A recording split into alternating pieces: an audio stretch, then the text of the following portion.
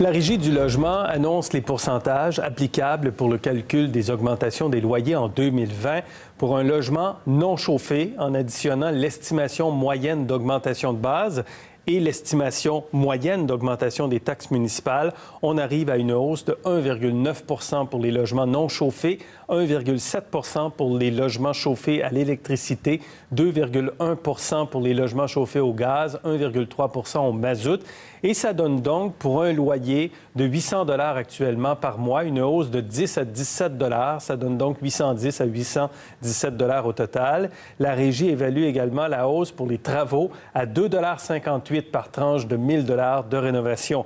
Avec nous pour comprendre tout cela, Daniel Crespo-Villarreal, avocat, chargé de cours en droit du logement à l'UQAM. Bonsoir. Bonsoir. Comment la Régie arrive à ces pourcentages, à ces propositions de pourcentage d'augmentation? Essentiellement, ces propositions, qui sont en fait des normes réglementaires, tiennent compte des différents indices, notamment l'indice de prix de la consommation, la raison pour laquelle nous devons attendre jusqu'à aujourd'hui afin de connaître ces taux-là. Oui, parce qu'on avait les taux d'inflation aujourd'hui. C'est exact, mais également les indices d'augmentation des prix des hydrocarbures, notamment, qui vont jouer un rôle dans le coût du chauffage. Et donc, vous alliez ajouter? Et donc, j'allais ajouter que les chiffres que vous venez de présenter, essentiellement, en fait, traduisent une des trois rubriques, parce qu'il n'existe pas seulement ces chiffres-là. Ces chiffres-là tiendraient compte d'une augmentation de taxes municipales à hauteur de 5%. Donc, ces chiffres-là peuvent varier de municipalité en municipalité.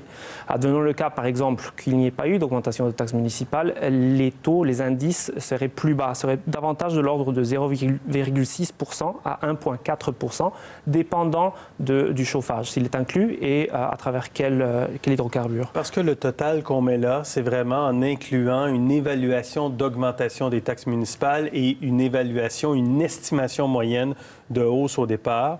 Mais ça ne veut pas dire que les taxes ont augmenté comme cela. C'est exact. Ça pourrait être plus bas. C'est exact. Donc, de la même manière, permettez-moi d'ajouter, ça pourrait être également plus élevé, dépendant de la réalisation de travaux majeurs. Donc, s'il y a des immobilisations qui sont reliées au logement, alors là, on se ramasse avec des taux, des indices qui seraient davantage de l'ordre de 2,9 à 3,8 %, dépendant du chauffage. Donc, quelle est l'obligation du propriétaire par rapport à la proposition aujourd'hui de la Régie du logement? Le propriétaire, en tant que tel, est tenu de respecter ces indices-là. C'est-à-dire que si le locataire conteste une hausse de loyer qui serait supplémentaire, qui ne serait pas conforme à ces taux-là, le locataire pourrait très bien obtenir gain de cause devant un tribunal qui, dans ce cas-ci, la Régie de logement, se charge de mettre en œuvre ces indices-là. Donc, le locataire, s'il assiste à une hausse qui est beaucoup plus forte que ce qu'on voit présentement dans l'outil de calcul, là, il peut contester. Mais s'il ne conteste pas, il vit avec l'augmentation. C'est exact. Les locataires ont 30 jours à partir de la date de réception de l'avis de l'augmentation pour contester, pour s'opposer à cette augmentation-là. Et là, c'est au propriétaire, en fait, d'aller à la Régie du logement, de déposer une demande de fixation de loyer qui viendrait augmenter selon les normes établies aujourd'hui par règlement. Donc, le propriétaire a l'obligation de respecter cela? En effet. Et le locataire a le droit de se défendre si la hausse n'est pas justifiable? C'est exact. Vous comprendrez qu'ici, il y a une logique. Il faut surtout comprendre qu'on est dans une dynamique asymétrique, n'est-ce pas? Il y a un lien contractuel qui est asymétrique pour diverses raisons. La première, Qu'est-ce que vous voulez dire?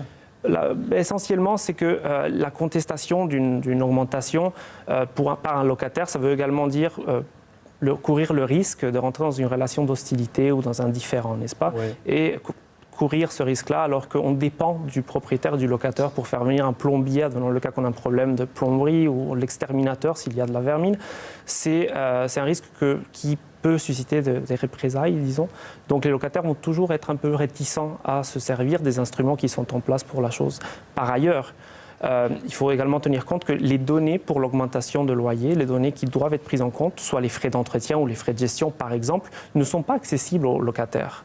Donc le locataire n'est pas en mesure de connaître, de savoir si effectivement l'augmentation proposée est conforme au règlement. De leur côté, la Corpic dit que les critères pour ce qui est de la possibilité d'augmenter en fonction des travaux qu'on fait, là on est à 2,58 $ par tranche de 1 000 $ de rénovation, que ça va venir accentuer les problèmes de disponibilité et de qualité et que ça va prendre une éternité finalement pour les propriétaires à rentabiliser ou intégrer ces montants-là. Est-ce qu'on devrait aller plus loin du côté de la Régie du logement? Dans un contexte de crise du logement et selon les chiffres d'augmentation de loyer des dernières années, ça serait un peu difficile de prétendre effectivement que ces repères-là, ces indices-là servent effectivement comme rempart de protection pour des hausses de loyer plus élevées, n'est-ce pas? Cela dit, la Corpic a raison dans la mesure où il est vrai que c'est très difficile d'éponger, si on veut, ces rénovations-là via des hausses de loyer, si on se conforme au règlement. Là, la question à se poser, c'est est-ce que c'est le rôle du loyer que d'éponger ce type de réparation? Parce que malgré qu'il y ait des améliorations locatives, il faut aussi tenir compte du fait qu'il y ait une augmentation de la valeur de la maison. Oui. Et c'est en ce sens qu'il est toujours profitable et toujours rentable pour un propriétaire d'appartements locatifs à revenus de procéder à des réparations dans un contexte comme celui-ci où est-ce qu'il y a effectivement une spéculation immobilière et où est-ce que le coût des maisons, l'évaluation des maisons augmente d'année en année au-delà de l'inflation et notamment par une question de la manière dont on organise la fiscalité municipale, n'est-ce pas? Est-ce que vous pensez qu'on devrait améliorer ce système d'augmentation du loyer? Est-ce qu'on devrait être plus précis, plus serré au chapitre de l'encadrement?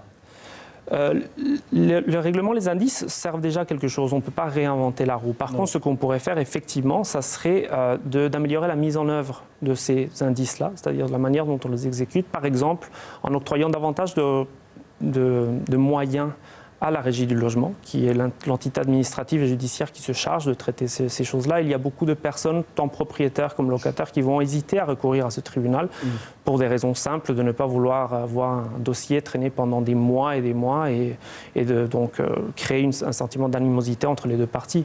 D'un autre côté, on peut être imaginatif, n'est-ce pas? Il y a toujours la possibilité de changer la personne sur qui repose le fardeau de la fixation de loyer. Par exemple, comme je vous disais, un locataire va souvent hésiter avant de contester une augmentation. Alors, si on obligeait carrément, si le statu quo était simplement la stabilité des loyers et qu'on forçait le propriétaire à augmenter le loyer à travers une demande de la Régie de logement, ça pourrait, en ce sens, aider à la stabilisation puisqu'il aurait quand même droit à une augmentation conforme au règlement. Monsieur Crespo Villarreal, merci beaucoup. Merci à vous. Merci.